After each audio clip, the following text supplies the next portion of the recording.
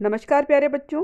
आज हम करेंगे कक्षा 10th के लिए इकोनॉमिक्स का चैप्टर नंबर 3 मुद्रा और साख का पार्ट नंबर 2। टॉपिक है मुद्रा के आधुनिक रूप। हमने देखा कि मुद्रा ऐसी चीज है जो लेन देन में विनिमय का माध्यम बन सकती है। सिक्कों के चलने से पहले तरह तरह की चीज़ें जो है मुद्रा के रूप में इस्तेमाल की जाती थी। उदाहरण के लिए बहुत जो प्रारंभिक काल था उसमें भारतीय जो है अनाज और पशु का जो है मुद्रा के रूप में इस्तेमाल करते हैं। जैसे हम पैसों से चीज़ें खरीदते बेचते हैं, वैसे ही उस समय पे किसका इस्तेमाल होता था मुद्रा के रूप में? अनाज के बदले जो है चीज़ें जो है वो खरीदते बेचते थे, ऐसे पशुओं के बदले। इसके बाद क्या हुआ? सोना, चांदी और तांबे जैसी धातु के सिक्कों का चलन हुआ, जिनका चलन जो है पिछली सदी तक रहा। आप इस चित्र में पुराने समय में चलने वाले सिक्के और जो अभी आधुनिक सिक्का है वो देख सकते हो। सबसे पहले है यहाँ पे प्रारंभिक आहत सिक्के जो लगभग 2500 वर्ष पुराने हैं, आप ये देख सकते हो। उसके बाद ये गुप्तकालीन सिक्के हैं, और ये वाले जो हैं ये तुगलक वाले सिक्के हैं, और ये जो आपको स्वर्ण मोहर दिख रही है ये अकबर कालीन सोने की मोहर है। और उसके बाद ये जो लास्ट में है ये है आधुनिक सिक्का, जो आप 1 रुपये का जो अभी भी इस्तेमाल करते हो। अब बात करेंगे हम करेंसी की।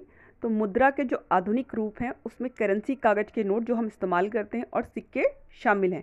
वे चीज़ें जो पहले मुद्रा के रूप में प्रयोग की जाती थी, इसके विपरीत जो आधुनिक मुद्रा है यानी आज की जो मुद्रा है वो बहुमूल्य धातुओं जैसे सोना, चांदी और तांबे के बने सिक्कों से नहीं बनी है, और अनाज और पशुओं की तरह वे रोज़मर्रा की चीज़ें भी नहीं है। ठीक है, जो हम करेंसी या सिक्के जो इस्तेमाल कर रहे हैं वो ना तो बहुमूल्य धातुओं से बने हैं, ना ही वो अनाज या पशुओं की तरह हैं। ठीक है, जो रोज़मर्रा की हमारी ज़रूरत की चीज़ें होती हैं। तो जो आधुनिक मुद्रा है उसका इस प्रकार अपना कोई इस्तेमाल नहीं, यानी उसके अपने आप में कोई कीमत नहीं है, फिर भी इसे विनिमय के माध्यम के रूप में क्यों स्वीकार किया जाता है? तो इसका उत्तर है कि इसे विनिमय का माध्यम इसीलिए स्वीकार किया जाता है क्योंकि किसी देश की सरकार इसे प्राधिकृत करती है। प्राधिकृत का मतलब होता है ऑथराइज। ठीक है, क्योंकि इसको विनिमय के माध्यम के रूप में जो सरकार ने इसको ऑथराइज किया है, इसीलिए जो मुद्रा है उसको, जो आधुनिक करेंसी है उसको किसके रूप में स्वीकार किया गया? विनिमय के माध्यम के रूप में। अब जानेंगे कि करेंसी नोट कौन जारी करता है। तो भारत में भारतीय रिजर्व बैंक केंद्रीय सरकार की तरफ से करेंसी नोट जारी करता है। अब है भारतीय कानून के अनुसार किसी व्यक्ति या संस्था को जो है मुद्रा जारी करने की ज़रूरत नहीं है। मतलब क्या है कि सिर्फ भारतीय जो रिजर्व बैंक है वही जो है मुद्रा जारी कर सकता है, सिक्के बना सकता है, नोट छाप सकता है। और कोई भी संस्था या व्यक्ति जो है अगर वो चाहेगा मुद्रा बनाना तो उसको ऐसा करने की इजाज़त नहीं है। इसके अलावा कानून विनिमय के माध्यम के रूप में रुपए का इस्तेमाल करने को वैधता प्रदान करता है, जिसे भारत में सौदों में अदायगी के लिए मना नहीं किया जा सकता। भारत में कोई व्यक्ति कानूनी तौर पर रुपयों की अदायगी को अस्वीकार नहीं कर सकता। उदाहरण के लिए अगर कोई बंदा जो है मोटरसाइकिल खरीदने के लिए गया और वो वहाँ पर 10-10 रुपये के जो सिक्के लेके चला गया। अब वहाँ का जो मालिक है वो कहता है नहीं जी, हम सिक्कों में जो है पेमेंट नहीं लेंगे, हमें तो नोट ही चाहिए। अब जो सिक्के हैं वो उनको भी कानूनी वैधता प्राप्त है। अगर वो लेने से मना करता है, ठीक है, दुकानदार, तो उसके खिलाफ जो है कानूनी कार्रवाई हो सकती है, क्योंकि उसको क्या है, कीमत से मतलब है। वो कीमत चाहे सिक्कों में दो चाहे रुपये में दो, इससे कोई मतलब नहीं होना चाहिए, क्योंकि दोनों चीज़ें जो हैं वो क्या हैं, वैध हैं।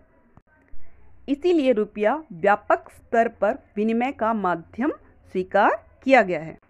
अब चलते हैं अगले टॉपिक की तरफ, वह है बैंकों में निक्षेप। ठीक है, बैंकों में निक्षेप का मतलब होता है बैंकों में जमा पैसा। ठीक है, बैंक में जो डिपॉजिट पैसा होता है उसको हम बैंकों में निक्षेप कहते हैं।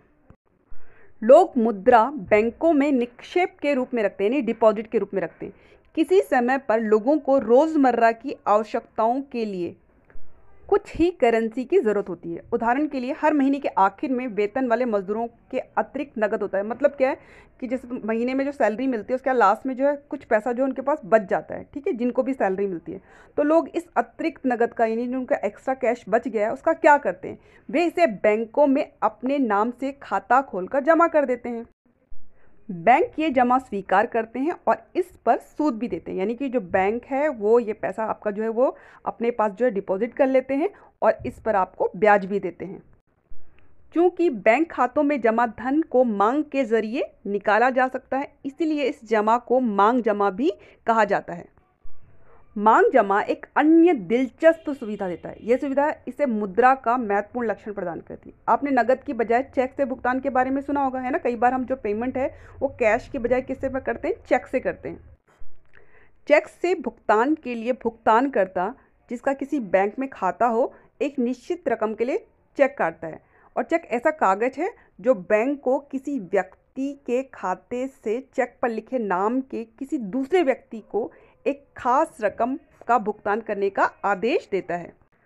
बेटा अब हम देखेंगे कि जो चेक है उसके द्वारा जो है भुगतान कैसे होता है, किस तरह से उसके द्वारा पेमेंट की जाती है। तो इसके लिए यहाँ पर एग्जाम्पल दे रखा है, उदाहरण दे रखा है चेक द्वारा भुगतान का। तो यहाँ पर क्या है, एक जूता निर्माता है एम सलीम, उसको चमड़ा आपूर्तिकर्ता को भुगतान करना है, यानी कि एम सलीम को जो चमड़ा देता होगा उसको उसने पेमेंट करनी है। तो इसके लिए वह एक विशेष रकम का चेक लिखता है। अर्थात जूता निर्माता अपने बैंक को चमड़ा आपूर्तिकर्ता को यह रकम देने का आदेश देता है। ठीक है, तो जो चमड़ा आपूर्तिकर्ता है यह चेक ले जाकर अपने बैंक में जमा कर देता है और धन एक बैंक खाते से दूसरे बैंक खाते में कुछ दिनों में अंतरित हो जाता है, मतलब ट्रांसफ़र हो जाता है। यह जो लेन देन है ये बिना नकद के, यानी बिना कैश की अदायगी के पूरा हो जाता है। अब बेटा आप स्क्रीन पे ये जो है चेक की जो ये पिक्चर देख रहे हो इसको बहुत अच्छे से समझ लो, इस पर क्वेश्चन पूछे जाते हैं। ठीक है, तो ये जो चेक है किसने लिखा है, एम सलीम ने लिखा है अपने किसको, चमड़ा आपूर्तिकर्ता को। अब चमड़ा आपूर्तिकर्ता का नाम क्या है, प्रेम कुमार। सलीम ने ये उसके नाम से चेक लिखा है। इसके अलावा आप यहाँ पे देख रहे हो अकाउंट पे ओनली, यानी कि ये जो है उसके अकाउंट में ही जाएगा, यानी इसको कैश नहीं दिया जा सकता, ये सीधा कहाँ जाएगा, अकाउंट में ट्रांसफ़र होगा प्रेम कुमार के। और इसमें रकम कितनी है आप देखो, इसमें 57,000 ओनली। इसको वर्ड्स में भी लिखा गया है और अंकों में भी लिखा गया है, जैसे ये 57,000 यहाँ पे लिखा हुआ है। इसके अलावा यहाँ पे क्या है, ये खाता संख्या है, किसकी खाता संख्या है, ये सलीम की। उसके अलावा ये कौन सा बैंक है, भारतीय स्टेट बैंक है। यहाँ पे बैंक की जो शाखा है उसका नंबर लिखा है, उसका एड्रेस लिखा है और ये हमारा है चेक का नंबर। ठीक है, और ये बैंक द्वारा प्रयुक्त कोड होता है जिसको MICR नंबर बोलते हैं। और जिस डेट को ये चेक जारी किया गया वो डेट जो है ऊपर डली हुई है, यहाँ पे डेट डालते हैं हम जिस भी डेट को हम चेक को इशू करते हैं। यानी सलीम ने ये जो चेक है किस तारीख को इशू किया था, 10 जून 2016 को। ये सारी जानकारी भरने के बाद जो सलीम है उसको अपने साइन यहाँ पे करना ज़रूरी है। जो भी चेक इशू करता है बेटा उसको अपना साइन वहाँ पे ज़रूर मारना होता है, अदरवाइज जो चेक है जो वो वैलिड नहीं होता। ठीक है, उसको बैंक स्वीकार नहीं करता। और वैसे भी इसमें जो जानकारी है बहुत सावधानी से भरी जाती है, इसमें कटिंग नहीं चलती। कटिंग होने पर जो बैंक है वो इस चेक को स्वीकार नहीं करेगा। इस तरह हम देखते हैं कि मांग जमा में मुद्रा के अनिवार्य लक्षण मिलते हैं। मांग जमा का मतलब है ऐसी जमा जिसको जब भी हम मांगेंगे बैंक को हमें देना पड़ेगा। मांग जमा के बदले चेक लिखने की सुविधा से बिना नकद इस्तेमाल किए सीधा भुगतान करना संभव हो जाता है। जैसे इस उदाहरण में जो सलीम है उसको जो है कैश निकालने के लिए बैंक नहीं जाना पड़ा, उसने क्या किया, सीधा जो है प्रेम कुमार के नाम जो है चेक लिख दिया और वो चेक से सीधा जो पैसा था उसके खाते से प्रेम कुमार के खाते में ट्रांसफ़र हो गया। चूँकि मांग जमाओं को करेंसी के साथ साथ व्यापक स्तर पर भुगतान का माध्यम स्वीकार किया जाता है, इसीलिए आधुनिक अर्थव्यवस्था में इसे भी मुद्रा समझा जाता है। किसको, ये चेक द्वारा जो हम पेमेंट करते हैं इसको भी हम क्या बोलते हैं, आधुनिक अर्थव्यवस्था में मुद्रा। यहाँ आपको बैंक की भूमिका को याद रखना होगा। बैंकों के लिए इन जमा के बदले कोई भी मांग जमा एवं भुगतान नहीं होगा। इसका सीधा सा मतलब यह है बेटा कि जो बैंक है अपनी सेवा के बदले, जिसमें वो क्या कर रहा है, आपके अकाउंट से दूसरे अकाउंट में पैसा ट्रांसफ़र कर रहा है, ठीक है, जो भी चेक था उतने अमाउंट का, तो उसके बदले में वो कोई चार्जेस नहीं लेता। ठीक है, उसके बदले में वो पैसा नहीं लेता, वो पूरे का पूरा जो अमाउंट है वो एज इट इज़ जो है ट्रांसफ़र कर देता है। मुद्रा के आधुनिक रूप करेंसी और जमा आधुनिक बैंक प्रणाली की जो कार्य प्रणाली से बहुत करीब से जुड़े हुए हैं। अब बेटा आपका ये जो टॉपिक है ये पूरा हो गया। आप इसके आधार पे ये प्रश्न दिए गए हैं, आप उनके उत्तर इजीली दे सकते हो कि एम सलीम भुगतान के लिए 20,000 का नगद निकालना चाहता है तो इसके लिए वो चेक कैसे लिखेंगे, तो ये आपको पता करना है। इसके अलावा यहाँ पे ये सही उत्तर पर निशान लगाना है, तो ये आप खुद करोगे। ठीक है, ऐसी मांग जमा को मुद्रा क्यों समझा जाता है। अगर आपने ये वीडियो ध्यान से देखा है तो आप इजीली इन क्वेश्चन को हल कर लोगे। ठीक है, अब ये पार्ट 2 का एंड होता है। पार्ट 3 में हम करेंगे बैंकों की ऋण संबंधी गतिविधियाँ।